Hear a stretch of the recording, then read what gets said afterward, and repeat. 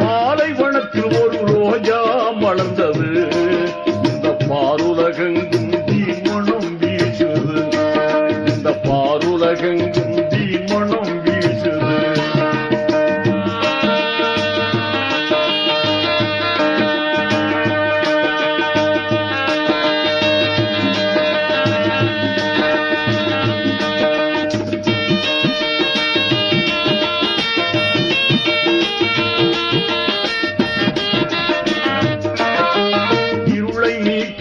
நிலவை போலவே எம்மானபி பிறந்தார், இருளை நீக்கிடும் நிலவை போலவே எம்மானபி பிறந்தார்.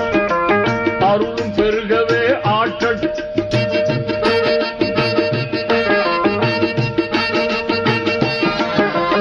இருளை நீக்கிடும் நிலவை போலவே எம்மானபி பிறந்தார்.